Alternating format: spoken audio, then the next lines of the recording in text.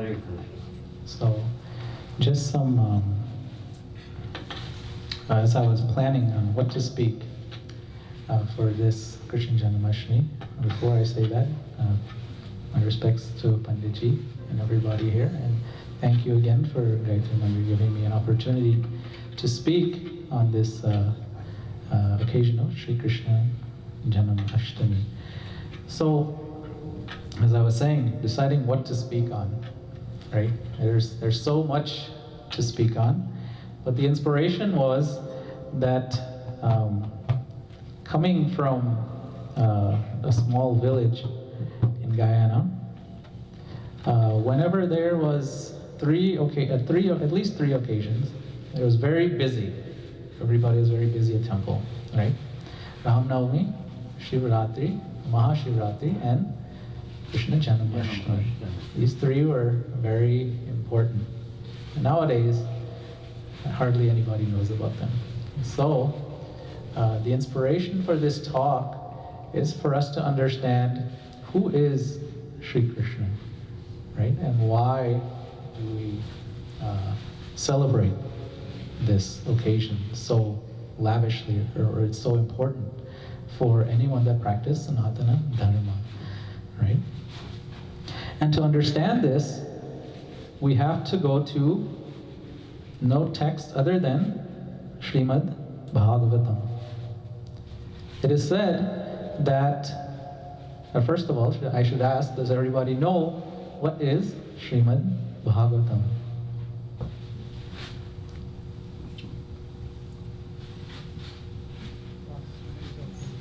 Different incarnation of the Lord.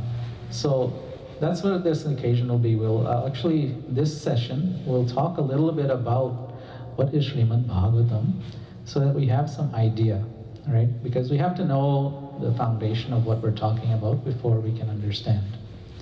And also, I will try and spend a little time to discuss from what perspective I'm speaking. Many times, we'll hear and we'll go to many lectures, and we don't actually understand the context of what the person is saying, from what perspective they're saying it. Because in Sanatana Dharma, there are many schools of philosophy, right? And they all have their unique take, you should say, on how to interpret the Shastras, right? So, there are certain large divisions, you could say. There's one division that's Shaktas, right? Who do you think Shaktas worship? The Supreme. Divine Mother, right? So, Durga Devi, Mother Kali. So they're the feminine. They worship that feminine aspect. So they consider that supreme. Then you have Shaivas. And Shaivas will consider Lord Shiva supreme. And everybody else to be like living entities. So they will consider even Lord Vishnu, Lord Brahma, all the other devatas to be like regular living entities, and Lord Shiva supreme. Same with the Shaktas, they'll consider Durga Devi to supreme, everybody else like living entities. And the Vaishnavas, they worship Lord Vishnu, or Narayana, or Krishna as supreme. And they see the other living entities, other devatas as living entities. Of course, there are differences even in the Vaishnava sects, right? They might see it differently. So, in particular, what I'm presenting from is known as the Brahma Madhva Gaudiya Sampradaya, right? So, in Vaishnavism also, there are also divisions, right? It's like, the idea of peeling an onion, right? You have many layers, you just kind of go in and in. So, this Gaudiya Vaishnavism is one of four, prominent sampradayas. Sampradaya means it's a descending of knowledge from some divine personality that is coming through the ages, right? It's called parampara. Parampara meaning one guru teaches their shishya, that shishya teaches another shishya, and so on it goes, right? This is what is known as parampara, right? So in Vaishnavism, there are four ancient sampradayas, right? And they come from four great personalities. There is what is known as the Brahma Madhva Gauriya Sampradaya, or you could say the Brahma Sampradaya, because it originally comes from Lord Brahma and it branched off also, right? So it comes from Lord Brahma. That's why it's called the Brahma Sampradaya. Then there's one called the Rudra Sampradaya, coming from Lord Rudra. Then there is the Shri Sampradaya, coming from Lakshmi Devi. And then there is the Kumara Sampradaya, coming from the Kumaras. These are the four firstborn, mind-born sons of Lord Brahma. They also had their Sampradaya. So each of these are coming, and they all have a unique take on who is supreme also, even among the Vishnu Tattvas, right? So if you go to a Shri Vaishnava, and many of you might go to the temple that's in Maple Grove, Varadaswami is the supreme deity there, right? It is a Shri Vaishnava temple, right? And for Shri Vaishnavas, Narayana is supreme, right? And they consider all the other avatars, or what you say, the expansions, say Rama, Nrsimha, all of these, they consider them to be his avatars or his incarnations, right? But he is supreme. Likewise, if you go to all the other three sampradayas, or the other Rudra Sampradaya or the Kumara Sampradaya, they consider Narayana supreme. In the Madhva Sampradaya or the Brahma Sampradaya, now you have two branches.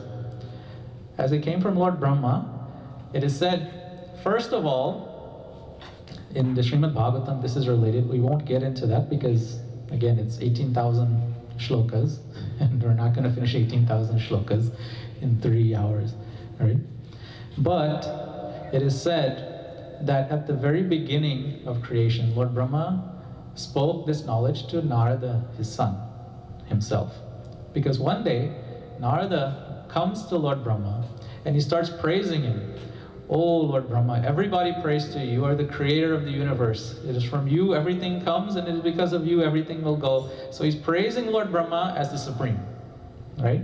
And it is said this in the second canto of the Srimad Bhagavatam, the second book. There's 12 books, it's in the second, right?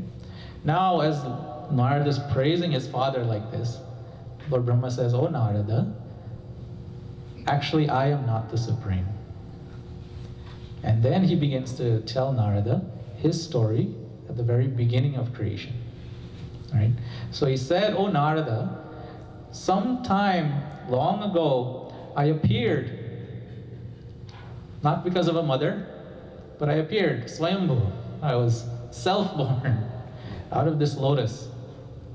And I didn't know anything, and I didn't see anyone. And I was wondering, what is my purpose? And so one day I heard, all I could see around me was ocean and water. And the waves of the water were going, ta-pa, ta-pa, ta-pa. And this inspired me to do tapasya. This is where it is. Tapa is a root word for tapasya, right? So it means to engage oneself in austerities, right? To gain knowledge, figure out, what am I doing here, right? So he introspected internally, right? To understand, what is it, what is my purpose? And after a very long period of time, it is said that Shri Krishna appeared in Lord Brahma's heart, and he revealed the Vedas to him, and he told him his purpose, and he explained himself, who is he, to Lord Brahma. This is known as Chaturshloki Bhagavatam. It is very famous. We won't go into it because the whole of the Bhagavatam is an expansion of that, those 4 shlokas only, right? So these 4 shlokas, Sri Krishna spoke to Lord Brahma, and Lord Brahma meditated on this for a very long time as he started the creation, the secondary creation of the universe, right? Creating all the different living entities, the planets, all these things. Creating all the different devatas to take up all the different aspects of running the universe, right?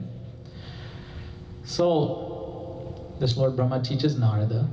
Narada, in turn, teaches his student. His famous student is Vyasadeva, right? We're worshiping.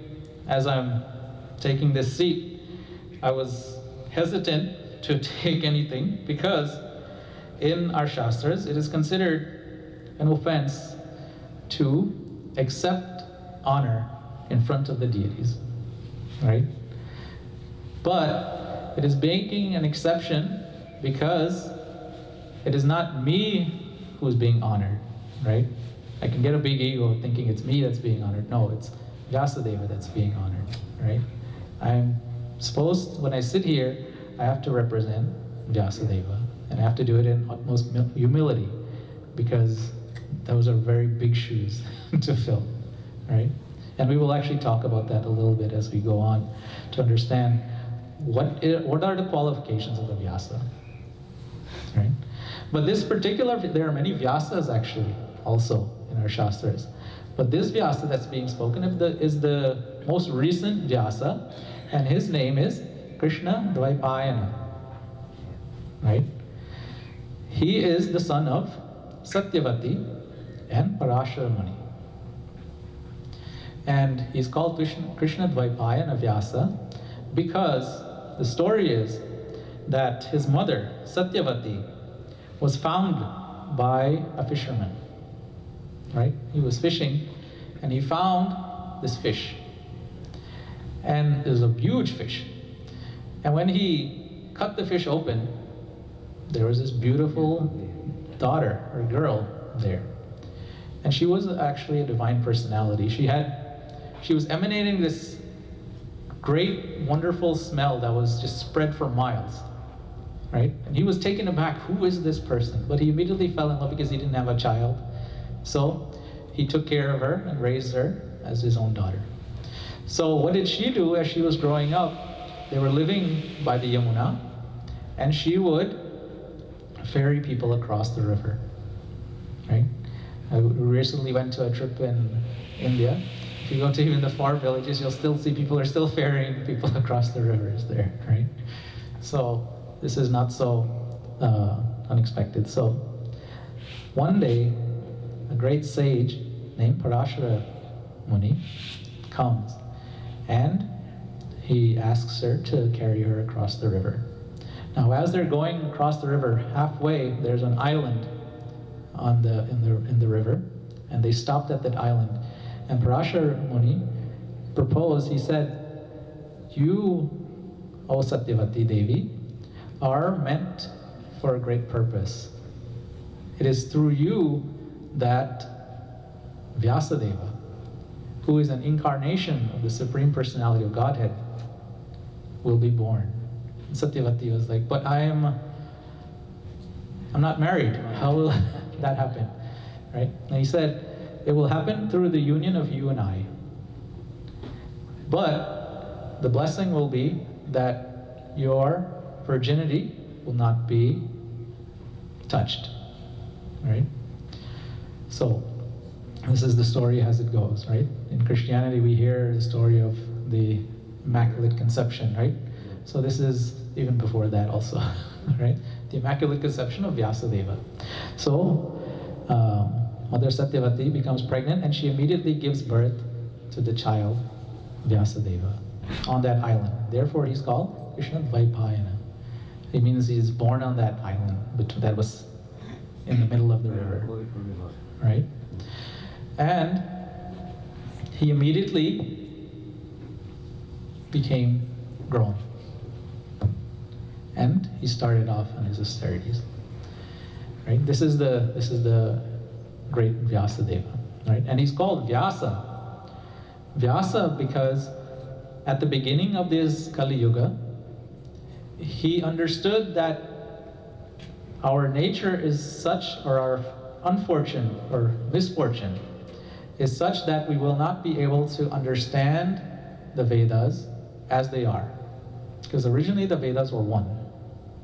It was one literature, and it was all orally received and carried through. right? So he compiled it and wrote it down. And he separated it into 4 pieces. And for this reason, he's known as Veda Vyasa, one who separates, right?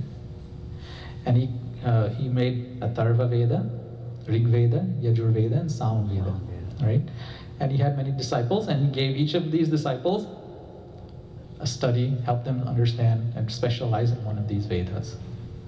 And so on, the knowledge came.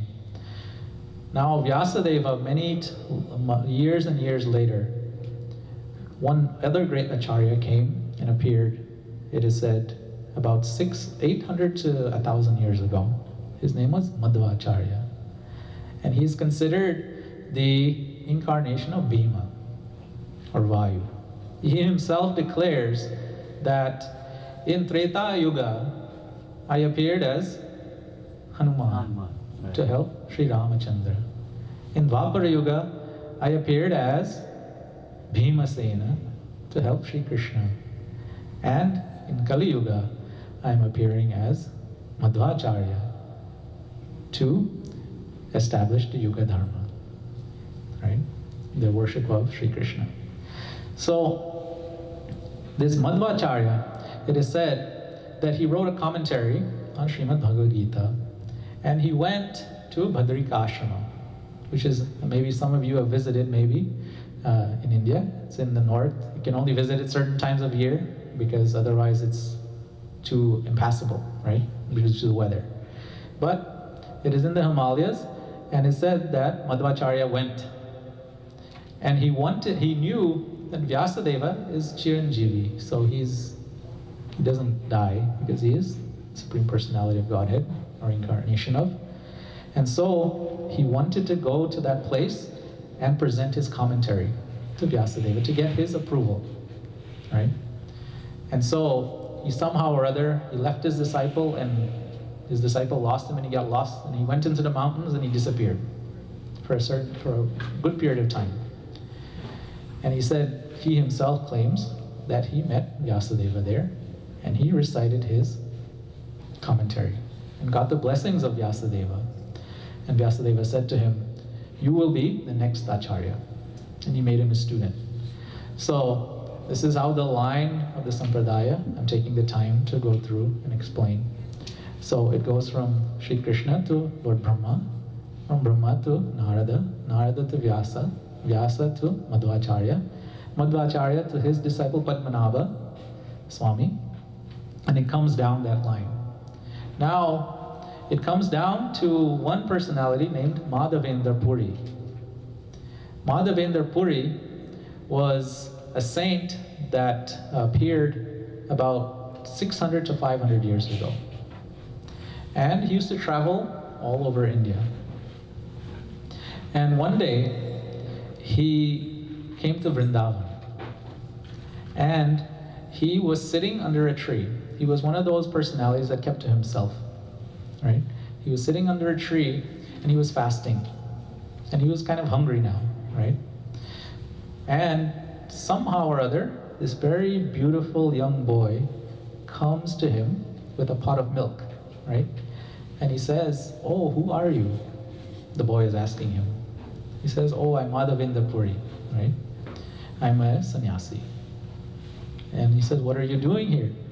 He says, I'm fasting for my Lord, right? Shri Krishna. So the boy says, oh, fasting. Nobody in my village fasts. But do you know the gopis that were sitting there, they saw you and they said, let me bring this milk for you because you must be hungry, right? And since we don't want anybody to come into our village and to be hungry, right? So please accept this milk. So he gave him a milk carton, or a clay pot with milk. And Madhavendra Puri drank that milk. And as soon as he started drinking that milk and he put the milk down, the little boy disappeared, right? And as he was wondering, who is that boy that was so attractive, right? So you can understand the mind of a sannyasi is not really attached to the world and the beauty of the world. But he was entranced by this little boy. And then he meditated and he could understand, oh, this boy was none other than Shri Krishna himself, right? And the same time he was dreaming, he heard a voice. And this voice was telling him, oh Madhavendra Puri, I'm very hungry. Please find this way to give me some food.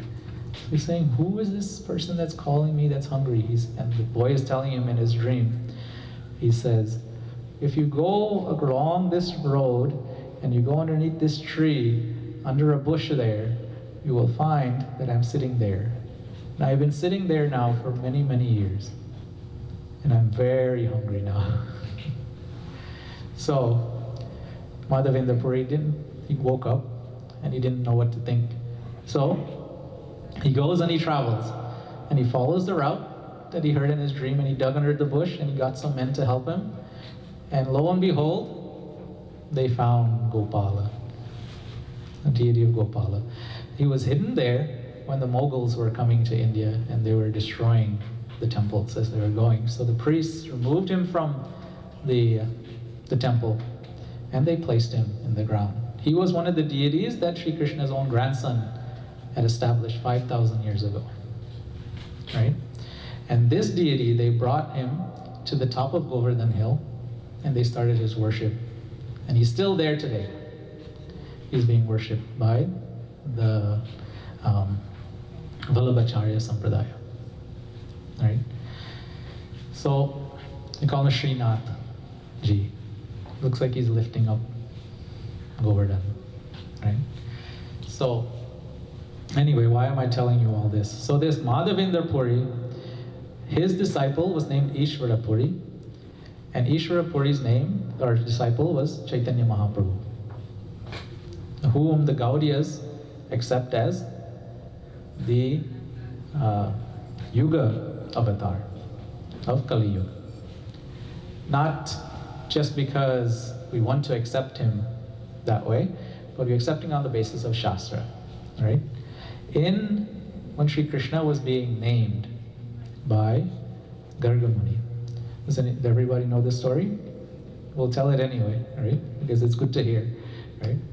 When Sri Krishna was being named, they did it in secret, right? Nanda Maharaj had a cow shed, and they brought Garga Muni there in secret, and they brought Krishna and Balaram along with Rohini Devi and Yashoda Mai with Nanda Maharaj. Only they went. Because Garga Muni was a great acharya in the Yadu line, and he was visiting, so they wanted the opportunity that he would name their children, right? So, when Garga Muni was naming Sri Krishna, he recited some verses that talked about, "O Nanda, this son of yours," he's referring to Sri Krishna, in Satya Yuga, he was whitish complexioned. In Treta Yuga, he was reddish. Now, he is blackish. And later, he will be yellow or golden in color, right? So these are some of the verses that the Gaudiyas use to try and understand who is this Sri Krishna Chaitanya, right?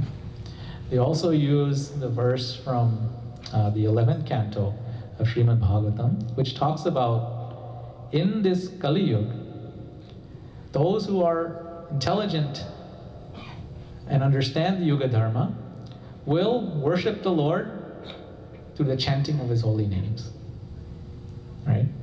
Because it is said that is the Yuga Dharma for this Kali Yuga, is the chanting of this Hare Krishna Mahamantra. Not only does Chaitanya Mahaprabhu establish it, but long ago Narada Muni also asked Lord Brahma. This is given in Atharva Veda, right? In Yajurveda, Shukla Yajurveda, there was an instance where Narada Muni goes and he asks Lord Brahma, he says, "Lord Brahma, oh Father, I see that in Kali Yuga, the people will have very short lives. They will not be able to perform austerities. they will have so many negative things surrounding them.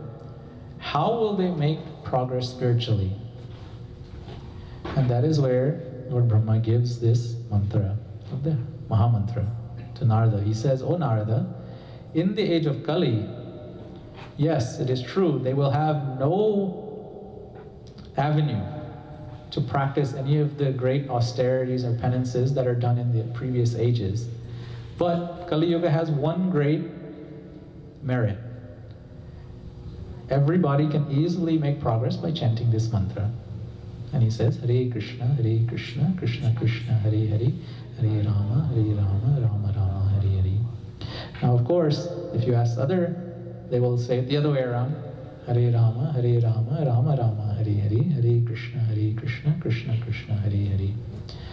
Now, why do the Gaudiyas say it Hare Krishna first and Hare Rama second? Really, it doesn't matter, to be quite honest.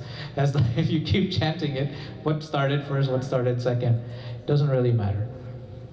But they do it based on the teachings of great personalities, which are given in the Shastras, and they say, like Lord Shiva, the Kumaras, Lord Brahma, they say chant Hare Krishna first. And they also chant it based on the conception that we consider Shri Krishna supreme, right? So his name comes first. As they said, one should chant 1,000 names of Lord Vishnu, right? And one day, I'll tell you another story. One day, Devi Parvati, she was running late, right? Because she got busy doing certain things. And time for her chanting, she daily chants the 1,000 names of Lord Vishnu. And now the time was running out. So she goes to Lord Shiva and he says, "What shall I do?" And so then Lord Shiva says a famous verse. He says, "Ram Rameti Rameti Rame Rame Manorame Sahasranam Tatulyam Ramanam Varananane." So he says, he praises the name of Rama, right? He says, if you cannot do the 1,000 names of Vishnu, chanting name of Rama 3 times is enough, right? It's the same, it's equivalent. In another Shastra, it says, chant the name of Krishna once. It's equivalent to 3 times the name of Rama. So this is how we take in the Gaudiya, right? But anyway, going back, Madhavendra Puri has his disciple Ishwara Puri, and he teaches Chaitanya Mahaprabhu. So Chaitanya Mahaprabhu starts this branch now from the Madhva Sampradaya, where because it was Brahma Sampradaya, right? Then it became Brahma Madhva Sampradaya from Madhvacharya. And now it becomes Brahma Madhva Gaudiya Sampradaya, because Chaitanya Mahaprabhu propagates it in Gauda. Gauda is Bengal in India, right? That's the ancient name for Bengal is Gauda Desh, right? The eastern part of state. It also includes Bangladesh, which is East Bengal, right?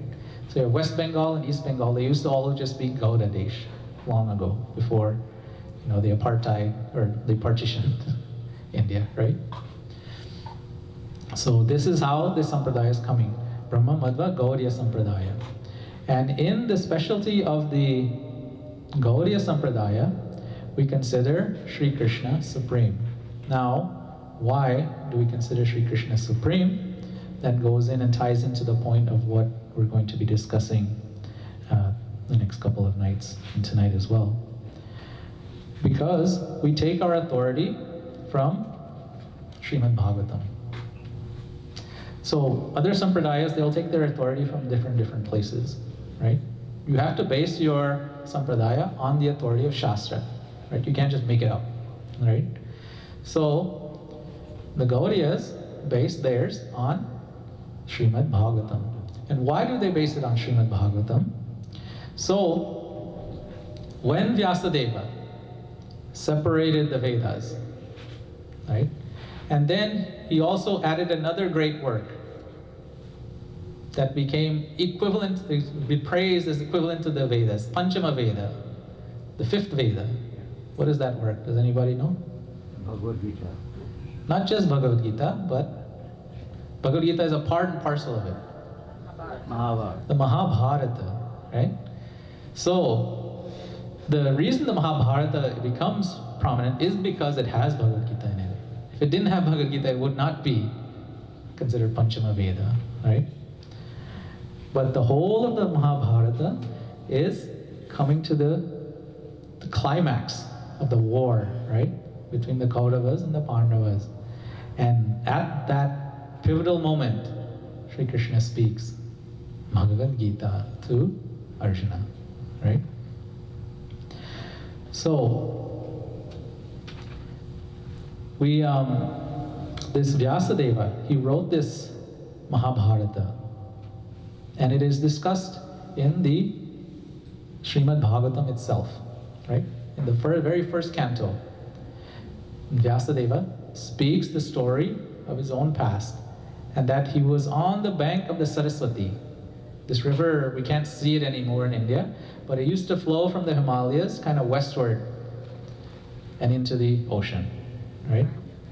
And if you look at history programs, you'll see they'll talk about all these civilizations that used to live along the banks of the Saraswati, right? It was a great river. And in the Shastras, a very old Shastra, in the Rig Veda, they talk about the Saraswati, right? It was a raging river back then, 5,000 plus years ago. But it's not there, you cannot view it anymore. But it is said, long ago, this Vyasadeva had his ashrama on the banks of the Saraswati. And one day, he was walking back and forth, and he had, do you know the feeling when you feel like something's missing, right? You may be very accomplished, everybody praises you for everything, but to you yourself, something is missing. You feel there's like a hole in your heart, right? And because of that hole in your heart, you cannot rest, right? Something, yeah, right? So Vyasadeva was having this experience. And understanding this, Narada Muni comes to his ashram. And he says to Vyasadeva, I'm just summarizing, he says, "Oh Vyasa, why do you feel," or he says, first of all, Narada Muni likes to play a little bit, right? So he says, why are you going back and forth like this? What's wrong? Right? So Vyasadeva reveals his mind, because Narada Muni is a saintly person he can trust, right? And Narada Muni is also his guru. So he reveals his mind to his guru, Narada Muni, and he tells, "Oh Narada Muni, people praise me the world over. I have written and compiled the Vedas, I have separated them, taught them to my disciples. I have compiled the Mahabharata. Even after I compiled the Mahabharata, he compiled another text, which is very important, called the Vedanta Sutra, right? This Vedanta Sutra is one of the 6 great schools of philosophy in Hinduism, or Sanatana Dharma, right?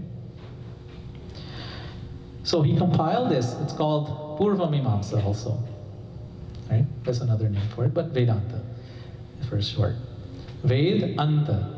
It means, what is the conclusion of the Vedas, right? So he compiled that also, but still he was not happy. He told Narada Muni, I do not know what is wrong. Why am I not happy? Even after that, he compiled also the 18 Puran, or 17 Puranas. At that point, he had compiled Matsya Puran, Linga Puran, Shiva Puran, Skanda Puran, all these, right? So he says, why am I not satisfied? Anybody, if they compile one of these, they would be happy, right? It'd be a great achievement. But he said, why am I not happy? And so Narada Muni told him the reason of his unhappiness. Narada Muni said, "Oh Vyasa, you have written about everything and everyone, but you have not yet written about Shri Krishna, who is the Supreme Lord. Shri Krishna is known as the Lord of the heart, right? So the Lord, he has a specialty which is not seen in any of the other Vishnu Tattvas, right? I maybe mentioned this sometime. So when we see on the altar, if we see Narayana, or we see Sri Ramachandra, or we see Nrsimha Deva, right? Or Vamana Deva, they all have something in their hand, right? Some kind of paraphernalia. And usually it's a weapon, right? Sri Ramachandra has bows and arrows because his purpose is to fight Ravana, right? We see Nrsimha Deva, he has his dreadful nails, right? Which he tore the body of Hiranyakashipu to pieces, right? And he's in a very angry mood. He's in a fighting mood, right? Vamana Deva has his umbrella, he has his kamandalu, all these things which he goes and deceives Bali Maharaj, right? Narayana has chakra, gada, right? These are for punishing, right? The gada and chakra are for punishing. But when we see Krishna, so even in the iconography, there's a reason for his iconography to be what it is. What is he holding? He's just holding a flute, right? What is he doing? He's playing, right? Yeah, he's mesmerizing. So, what exactly it is said? So, who is supreme? The supreme has nothing to do. Everybody else has something to do. But Sri Krishna has nothing to do, so he's just playing. Right? So this is what it means by his representation of the iconography of him playing on the Vasuri. Is that everybody else has something to do, but I just play. This is my pastime, right? And so it is said that even Narayana has doesn't have 4 qualities that Sri Krishna has, that he displays. What are those? He says, the playing of the flute itself, right? The Madhurya Leela, right? The sweet pastimes of him playing on the flute, which attracts the mind of everybody. And when I say everybody, I mean everybody. Even Lord Shiva is attracted to that flute. He's renounced everything, but he's attracted to that flute. All the great saints and sages, they don't want anything to do with this world. But the moment they hear that flute, they will leave Brahmaloka like it is nothing, like it's a piece of dust, and they will run to that, right? So this is the great attraction of that flute. What is that wonder of that attraction, right?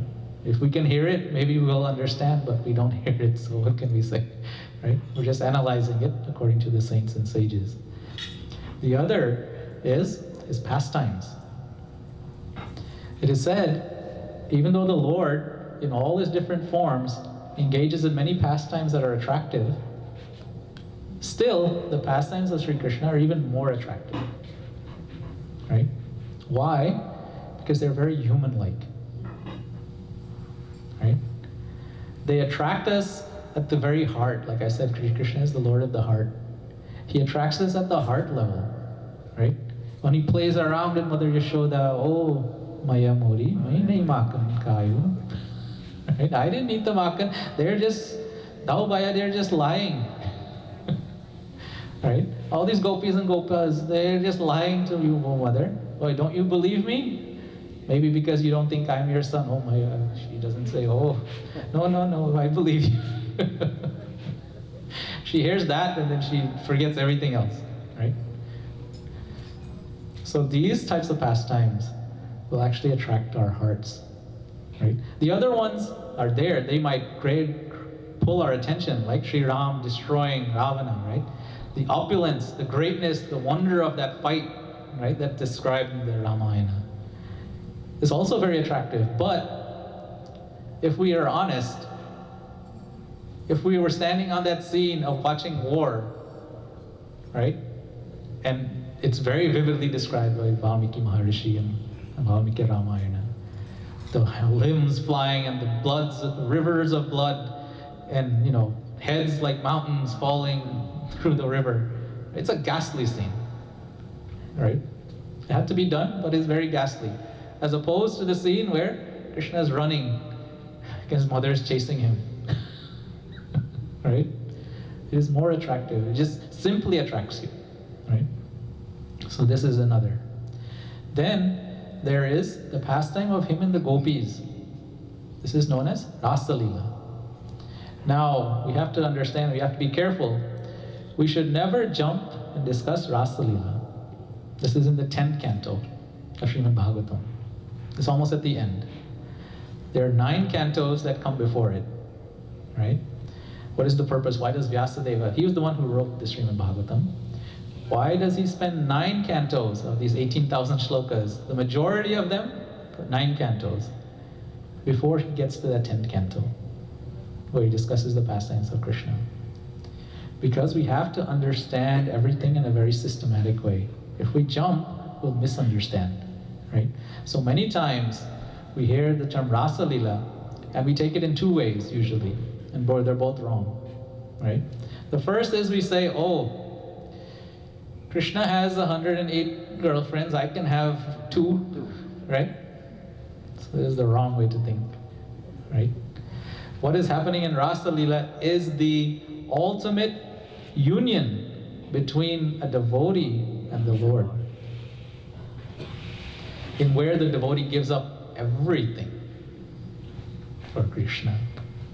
The gopis gave everything. When I say everything, everything, not one thing was left.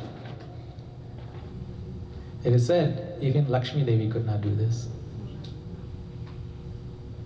That is another story. You want to hear it?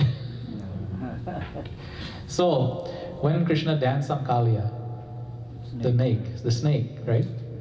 That was poisoning the river. Kaliya was about to die. Krishna was dancing on his head with so much weight, right? And Kaliya was about to die, and his wives appeared and they started offering prayers to Krishna. Oh Krishna, please do not kill him. We do not understand, oh Krishna, what is the piety that this serpent has achieved, which you have not even given to the goddess of fortune.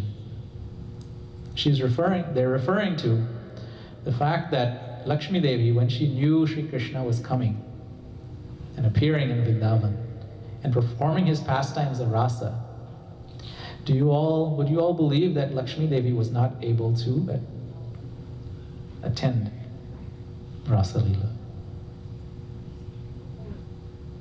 It's very interesting. She is his eternal consort, but she is the eternal consort of Narayana, right? She has this idea that I will enjoy with Krishna in the form of the opulence that I have of Lakshmi. And she did austerities for a very long period of time so that she could participate. But because she had the pride of being in that form of opulence, which the gopis didn't, they were able to attend, but she was not. Right? So, this is what I mean when the gopis gave everything. Right? Whether society, the last thing that we will never do, we will never cross the lines of society because we don't want people to ridicule us, right? It hurts our ahankar, our ego, if people do that. So everybody will usually stop there, right? What will people think of me? This kind of thing, right? The gopis gave up that also. Right? So this Rasa Leela is considered very great because it is the ultimate union of the devotee who gives everything for the satisfaction of Shri Krishna, not for their satisfaction and enjoyment. Simply for his pleasure. They gave everything. Right?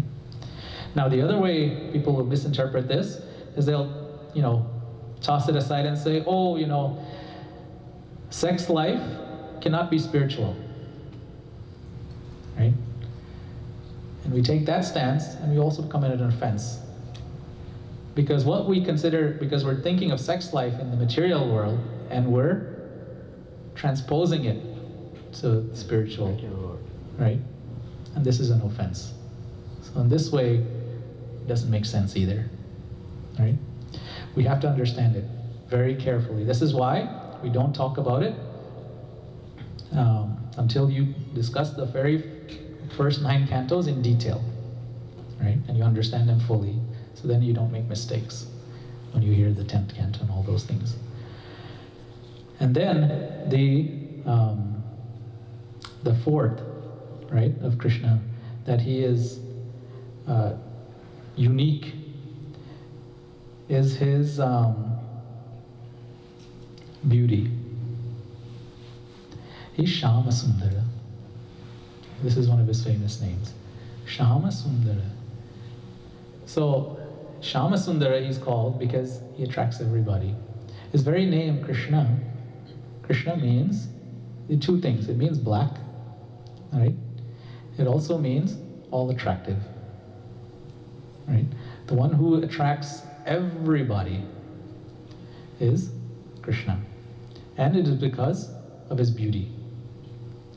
It is said that one time Krishna wanted to make a joke with the gopis. So he appeared in front of them as four-armed Narayana. Very beautiful, very opulent looking, very well dressed, right? If you ever see Narayana, if you go to the Hindu Mandir at Maple Grove, you'll see when they dress Varahadeva, Varadaswami, he looks like the Lord, right? He's very opulent. You can just sit there and just wonder just in his beauty, right? So Krishna is like this. He comes in front of the gopis, and the gopis, what do? They say, "Oh, Narayana." They offer respects. Have you seen Krishna? Right? They're not so interested in Narayana. They only care for Krishna. And Krishna himself actually will say this in Srimad Bhagavad Gita. When Arjuna asks Krishna, he says, "Oh Krishna, please show me your Virata Rupa," right? Your universal form.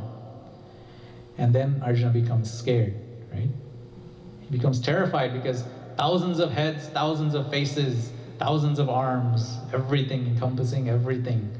He sees millions and millions of people coming and being devoured by the Lord in the form of death.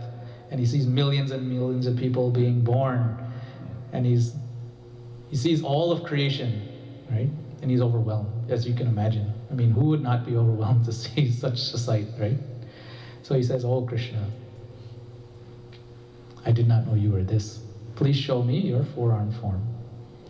Right? So then Krishna shows him. He says, "Oh Arjuna, do not be troubled. Let this form be finished. Now see me as Narayana." Right? So he shows him his four-armed form, Narayana. Then Krishna tells him there's something interesting. He says, "Oh Arjuna," and then he shows him his two-armed form, Shama Sundara. And he tells Arjuna, "Oh Arjuna, this two-armed form is very rare." How rare? So rare that when he appeared in the house of Mother Yashoda and he was a baby, even Lord Shiva comes there just to see him, dressed as a yogi. Right? There's another pastime in that Lord Shiva knew Krishna was coming, so he says, "My Lord is there, I have to go and see." Right? But how does he go? He says, Narada Muni told him, "Well, how will Krishna recognize you? You should go like yourself. Don't disguise yourself." So how did he go? He went like a 16-year-old yogi, skulls and scorpions and snakes, just like he is normally, right? Only like a 16-year-old. He always looks young, right? He goes like that. And of course, Mother Yashoda says, "Oh, I will not show you my son. He will be afraid of you." So Lord Shiva says, No, he will not be afraid of me. He is Kala Kala. He is the death of death himself. He is fear. His name alone, fear personified fears. Right? He's not be a fear. He will not cry when he sees me. She still refuses. And because Mother Yashoda is the keeper, she's the gatekeeper of Sri Krishna as a baby. If she doesn't allow, nobody will see, right? So what does he do? He says, Lord Shiva crying, he sits at the bank of the Yamuna and he starts crying, right? Tears. And what does Krishna do? Krishna also starts crying. Yeah. Now Mother Yashoda doesn't know what, when a baby starts crying and you don't know how to stop, right? You can understand Mother Yashoda is a new parent, right? She doesn't know what to do, how to stop, and the baby won't stop at all. Then it is said there is one personality named Purnamasi who is none other than Lord Shiva's own wife. Take the appearance of an elder lady that was living in the village. Purnamasi. She goes to Mother Yashoda and she says, "Oh, what is happening?" And Mother Yashoda offers respects. "Oh, Krishna is crying, but I don't know why." And she says to him,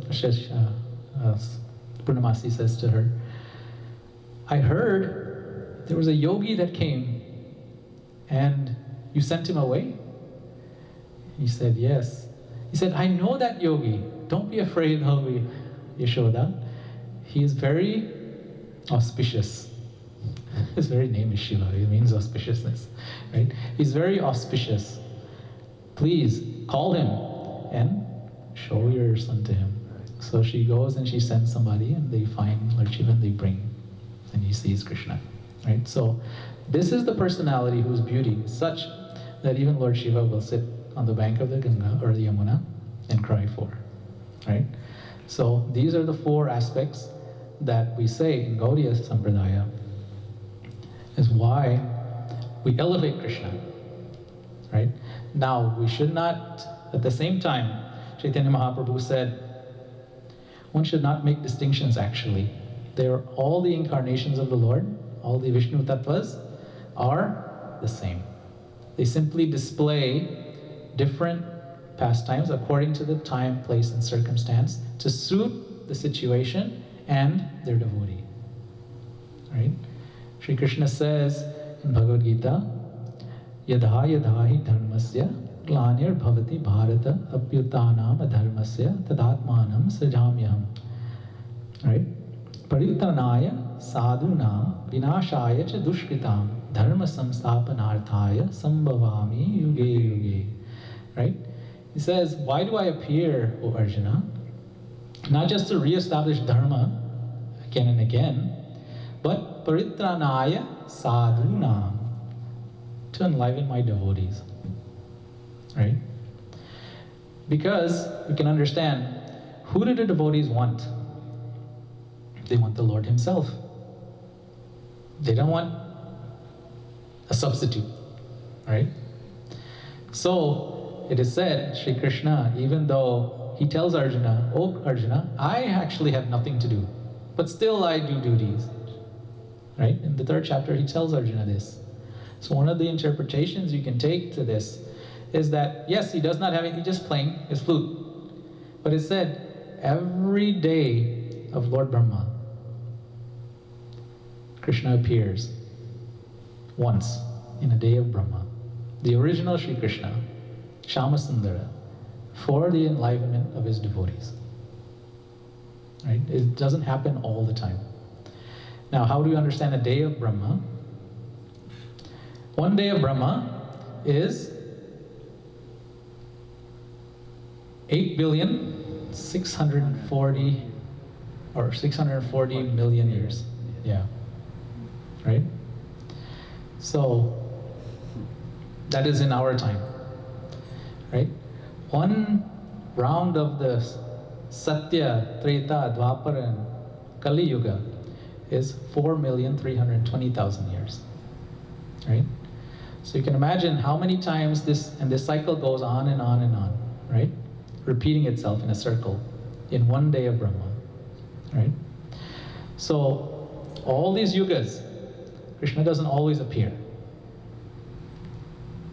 He might, it is said Baladeva might appear, or another form of the Lord might appear, right? But Krishna himself does not always appear.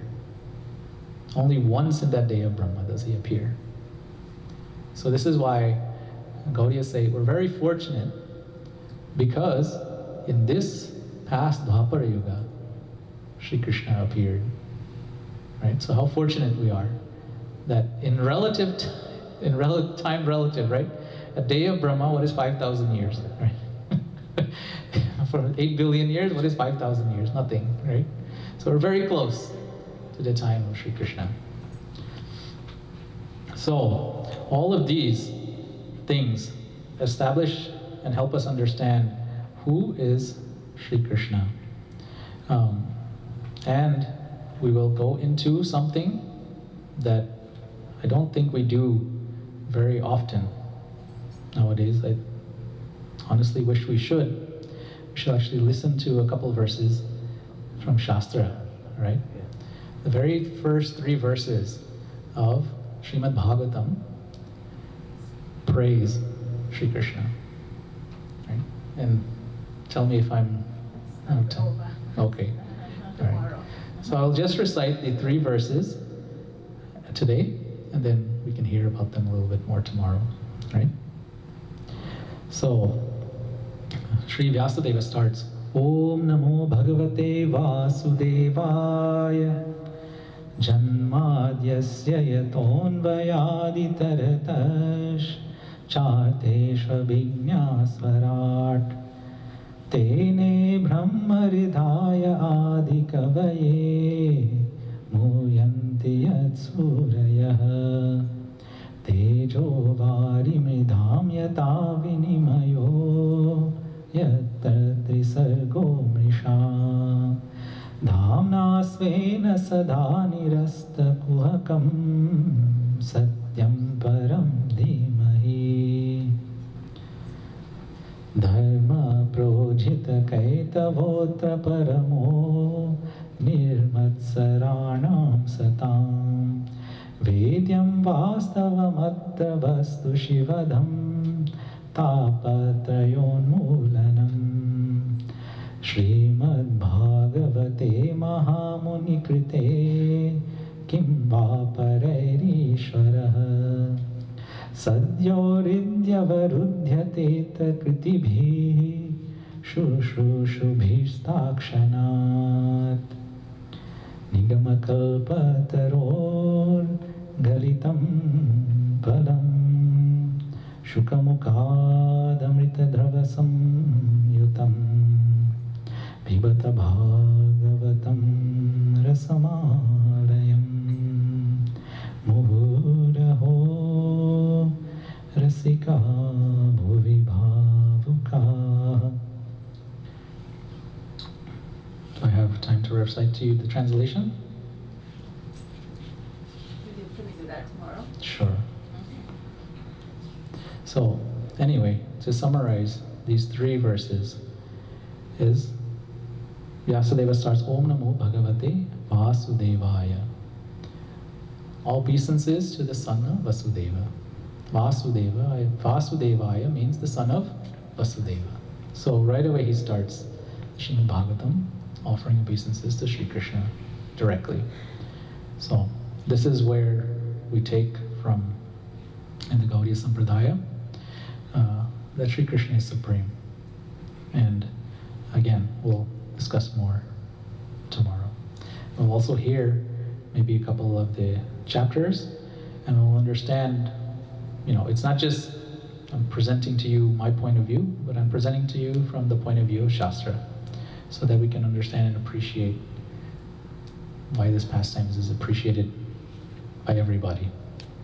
Right? Thank you again. So, Shri Krishna Chandra Bhagavan ki. Now, I'll just recite what is known as Nrsimha prayers. It is always considered important to say this as to conclude. Namaste Narasimhaya.